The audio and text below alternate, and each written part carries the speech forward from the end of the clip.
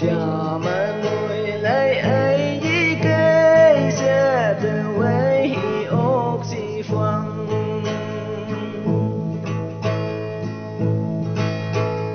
đầu bè cũ ya bay ha từ vô ye sinh đầu bè trống ya bay ha từ vô ye sinh你家你谁呀？望边蓝林跟得起，阿达希乌呀美女。